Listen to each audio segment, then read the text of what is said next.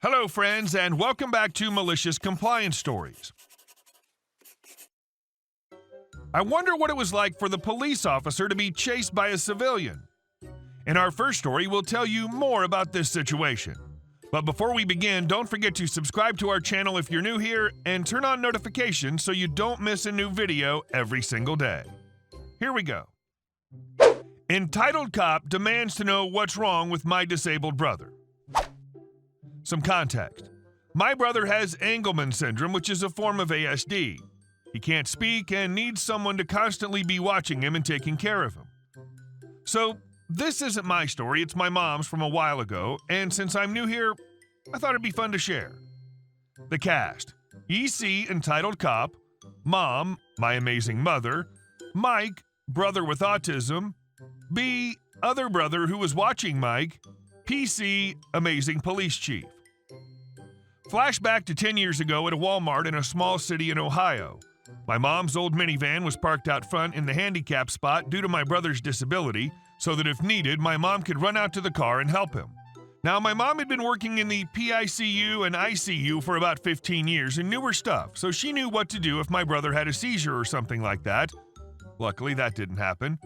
My mom went into the store to go grocery shopping while Mike and B sat in the car. It was extremely hot that day, so B left the car to get a soda out of one of the machines near the front. He came back to the car, and here comes entitled cop. Apparently, EC had been watching my mom and B leave the car and walk towards the store perfectly fine and jumped to conclusions.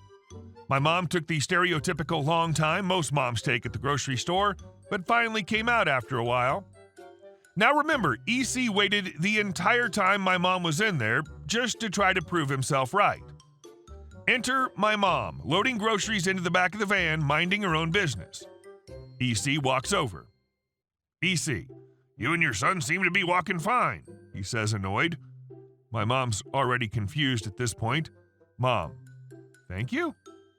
EC, why do you have a handicap plaque if you aren't disabled? You think it's okay to deprive someone of that spot? So my mom realized the mistake he made and got annoyed at his instant assumption.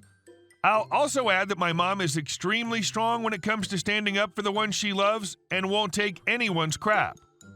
Mom, did you happen to notice anyone else in the car? She says as she points to Mike.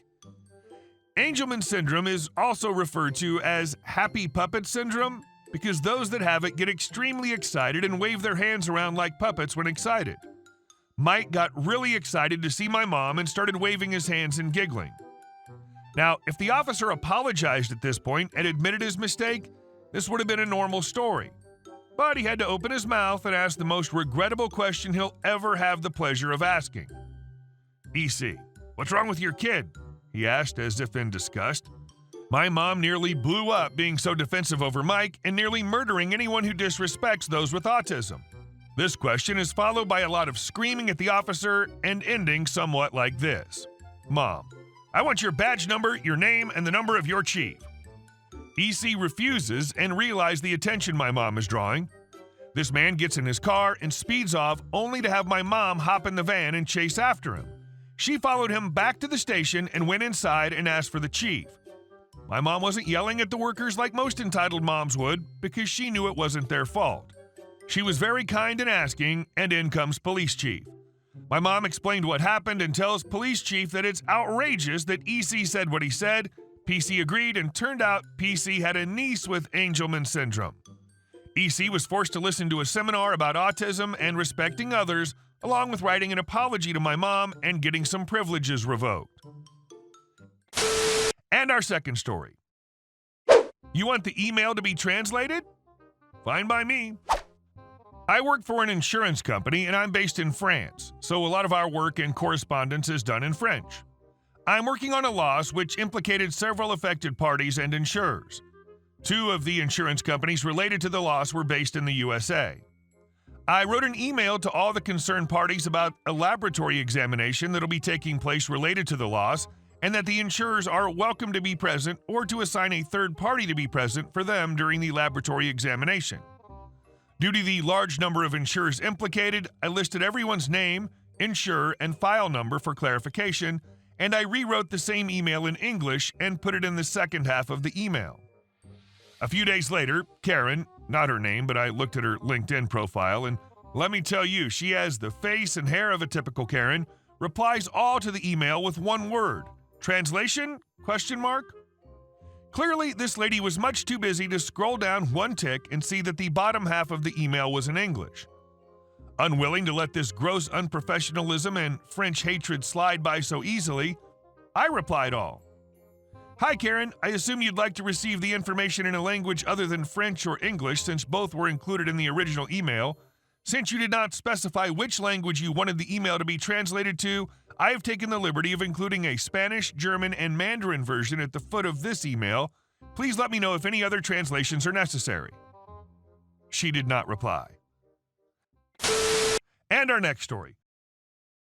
I need a doctor's note to stop teaching? Okay, let's play. Background.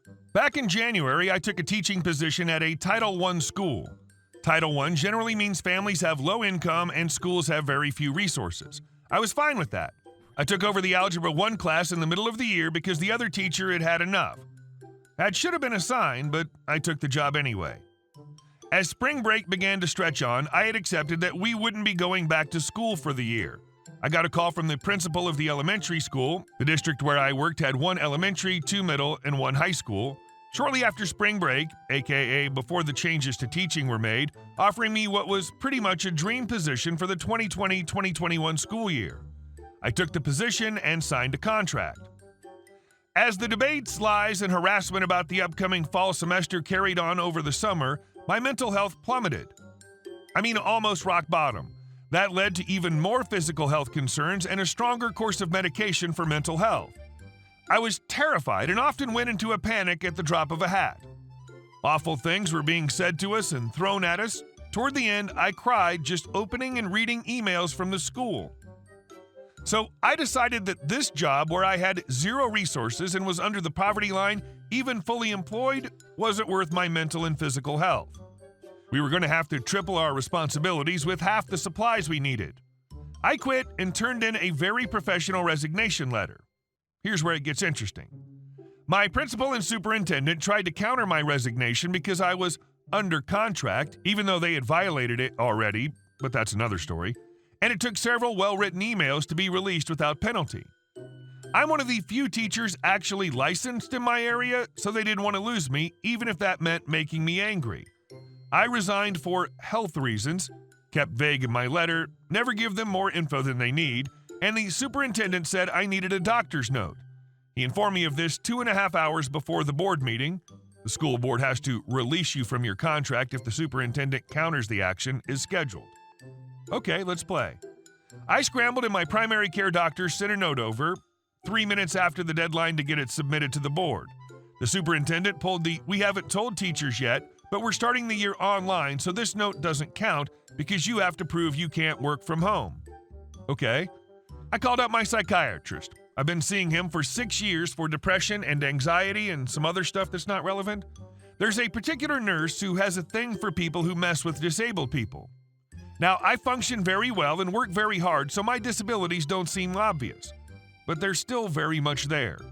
She drew up this absolutely scathing letter about how the district has caused intense emotional stress and created a dysfunctional work environment. She referenced an ADA bylaw too, I think. She sent it down to my psychiatrist's office to get it signed. He reviews everything, and I said, okay, hang on, let me try one more thing. I'd not previously responded to the superintendent's email about a second note, but I decided I needed to. I sent back a short email that said that I was disappointed that I would need to share such private medical information after already supplying an original note, but that my psychiatrist would be sending one over because I wanted to do my best to comply with your requests. Apparently, psychiatrist and disability are the magic words for getting out of a contract because of how many lawsuits those words open up. I got a call later that day from my principal. The superintendent didn't even have the guts to call me himself, saying that I've been released from my contract. I called my nurse back and let her know I didn't need that note because they decided one was enough, but it's still in my file in case the district tries to reverse their decision. You can't help them if you're not given the time and tools to. You sound like a great teacher, and I hope if you still want to teach later on down the line, you'll find a district that values you and gives you the resources you need to help kids excel. And our last story. HOA levy fines even though you're not part of HOA. Location: Kissimmee, Florida. Situation: my parents had an existing fence on their property that was falling apart. They tore the old fence and built the new one without a building permit. A couple of months later, they receive a notice from HOA stating that they are in violation of the governing document because they had fencing installed without filing a building permit with Osceola County or notifying the Architectural Control Committee as per the deed restrictions requirement. My parents are not part of the HOA. The notice also includes the following statement: additionally, our records indicate that you are not a member of the redacted Homeowners Association. We highly suggest that you complete the enclosed application and submit this with the annual dues of deducted. They were invited to attend a HOA meeting to contest these fines. However, they were unable to attend due to an emergency. Since they did not attend the meeting, the HOA levied a $1,500 fine and planned to file a property lien against their home. My parents tried to get more information, but the number provided does not return their calls. At this moment, I'm trying to pull deed records from the county to determine if there are any deed restrictions. I plan to help the folks to contact the HOA representatives if they do another meeting regarding the fine. It just appears counterintuitive to not be a part of the HOA, yet they have to still receive approval for the fence regardless of deed restrictions. Edit: I received clarifying information from the folks. HOA has yet to put a lien on the property, they only threatened. Update 1. I found the deed, however, it's one page. I'm not sure if this is typical for HUD purchased property. There's some language that concerns me regarding restrictions, which I commented below. Update 2. I found the record plat and saw no mention of HOA. Nonetheless, I told my parents to call the title company for more details. Update 3. An HOA cannot fine someone if their lot isn't part of the association, full stop. And that addendum I mentioned makes it seem pretty clear that they do not think my parents' house is part of it either. There are no restrictions, and my parents do not need to cancel the fine because it's not valid. The very fact that they apparently issued a fine to a unit they know isn't part of the association is pretty outrageous on its own. Hey guys, thank you all for watching the video. I'll see you in the next one.